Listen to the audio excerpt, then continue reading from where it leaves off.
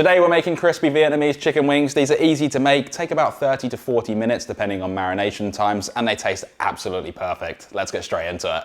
Starting off, we're going to need our chicken wings. Right here is 1.3 kilos of chicken wings, and we're going to separate the drum from the flat by slicing straight through that joint bone. Let me know in the comments which side you prefer, if it's drums or flats. I think I like the drums a little bit more.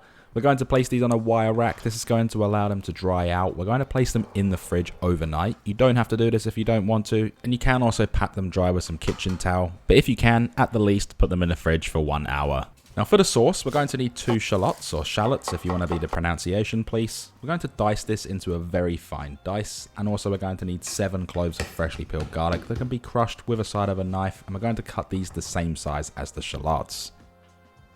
Next is 2 spring onions or scallions. Just slice these really thin the whole way across, and you can slice that green stem on an angle to create a garnish. Then 2 red chilies are going to be needed. Just slice off the stem, discard, slice these into quarters lengthways. You can remove the seeds if you want to, and just roughly chop again. Last but not least for the sauce, we're going to need 2 limes. These can be sliced in half and just set aside for the time being, and you might not need it all. Now going back to our chicken, whether you've let it sit in the fridge overnight or you've patted it dry using it straight away, just add these into a bowl, make sure they are as dry as possible. Then for a simple marinade, we're going to add in 2 teaspoons of each garlic and onion powder, 1 tablespoon of fish sauce, a nice big pinch of salt, as well as some ground white pepper. And that's all we need to do for these right now. Then we can mix these around with some gloves, a spoon, or your clean hands, just until everything's combined, and we can just set these aside again for the time being. Now into a saucepan, we're going to add in 3 tablespoons of peanut oil, place this over a medium-high heat, then follow that up with the shallots that we cut. We're just going to saute these for about 3 minutes just to get a little bit of a sizzle on them. We don't want to cook these too much and we don't want to burn them, so just keep them moving around. Next to go in is 3.5 tablespoons of brown sugar, 1/4 of a cup of fish sauce, and the roughly chopped garlic. And we're going to mix this around really well, bring it up to a boil, then we're going to reduce the heat to low, let it simmer, and just cook this for 10 minutes, stirring occasionally, just until you have a beautiful caramel sauce. Then we can add in those chopped chilies, as well as all of the spring onions, unless you've kept a little bit away for the garnish. Just mix this through until everything's combined, those flavours have become friends. Then we're going to squeeze in the lime. Again, you may not need to use all of the lime, so just add in half at a time, just to get that taste right, testing in between each one, then remove and set aside.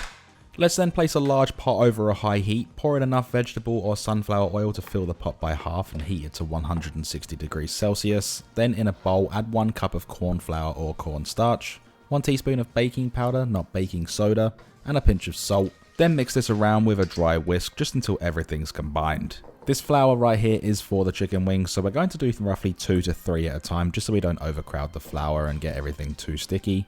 Just coat these really well, making sure you place them onto a clean wire rack. And once that oil is hot enough, we're going to gently place the chicken away from us into the oil and fry these for about 7 to 8 minutes, just until they're beautifully golden brown and look like this. And you will have to do this in batches just so we don't overfill the pot. We are going to be frying these again, so increase the heat of the oil to 180 degrees Celsius. Add them in again in batches and fry for roughly 2 to 3 minutes, just until they're completely golden and that batter is extremely crispy.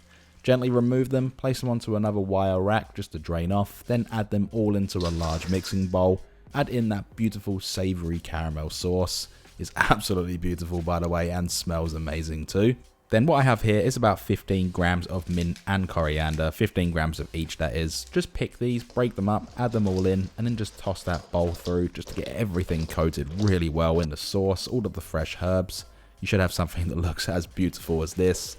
Then you can serve these up, place them however you want on bowls and plates, chuck them onto a serving platter if you wanted to, and you should have a little bit of ingredients left over in the bowl. Just make sure you top them off all over for presentation. With everything said and done, there is only one thing left to do, and that is, of course, we can then dig in.